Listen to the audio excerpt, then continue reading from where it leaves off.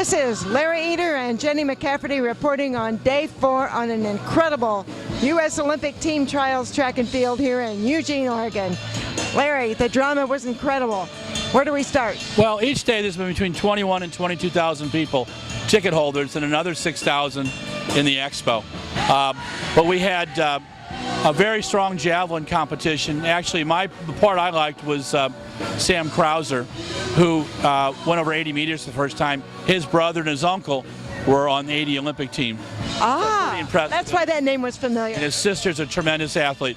I think one of the things about the javelin that was a little bit interesting is the first two are not going to London because they didn't have the standards, but 3, 4, and 5 are going. So we have a good, we have a lot of depth. It was a little strange the way they did it. They went and found a windy place, and they went and they threw on over the weekend, and they got the race standards just before the trials opened. And so not many people knew about it, so it was just a little kind of strange in the way they did it. Now, I thought the high jump was a lot of fun because we had the drama with Jesse Williams making 4th. And Jamie Nieto, who is a California guy, but he jumped for Eastern Michigan, and he's got a movie career on the side. He looks a little bit like Will Smith. He was 4th in Athens after having won the trials, but he didn't make it 4 years ago. He was not about to let that happen this time.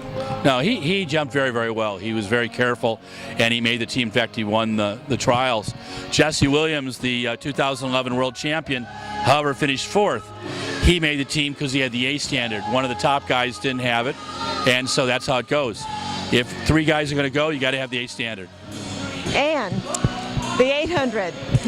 Oh my gosh. Both races were incredible. I love watching Nick Symmonds run. Yeah. Nick Symmonds is a Division III athlete. When he showed up about 2006, people are going, wow, where did this guy come from?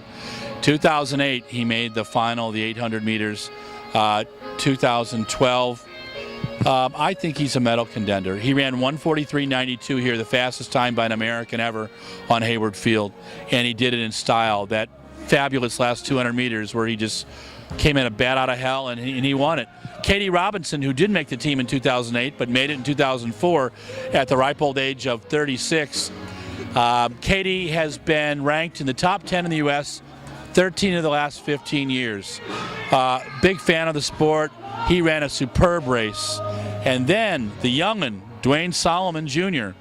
Duane was leading with 50 meters to go, and he and Nick Symmonds duked it out. And Katie went by him too, but Duane kept 3rd place by the skin of his butt, but he made his team. Well, the story about Duane is he did not have the standard until that race. So he had 2 hurdles to jump. Yep. That's a bad metaphor, but he did it though. He made the team and he made the standard with a PR in the same race. In the women's race, I had picked Molly Beckwith. I thought that she would do it, and she ran a superb race with 10 meters to go. Her hips really tied up, and she ended up finishing 4th. But in front of her was Alysia Montano, who went out in 55.84 and just kept running. Alysia won. 2nd place was Geena Gall, who came from 6th to 2nd in the last 200 meters. Ran a fabulous race and gave tribute to her coach, Mark Rowland, the bronze medalist in the steeple from 1988. But in 3rd place was Alice Schmidt. And Alice, she took the 3rd place. She did great. We've known her as an 800-meter runner. We've known her as a 1,500-meter runner. My pick right now is, as well as she's running at 800, watch what she does in the 1,500 final. That's going to be tough. Well, quite a few people from Michigan gave me a lot of trouble because I mentioned that Geena Gall was a dark horse. Because they said, well, she's not a dark horse to us, and she's not. She's got a lot of credentials. She's got NCAA championships to her credit. She's been on a world team, and she had it in her, and this was her time. No, she did a great job. The trials each day is there's some great emotional moment. There's great drama. A friend of ours, David Frank, who coaches at Central Catholic in Portland, reminded me last night that for most of the athletes here, this is their supreme moment in sports, where they make a final, where they do a semi, no matter what they do. And that's the thing you need to remember. There's so much great drama in this sport, and track. That's why track and field's our favorite sport. Right. There's a story with every single competitor here, so we could go on for a couple of years, but we're going to sign off on day 4. This is it for the Jennie and Larry Show today.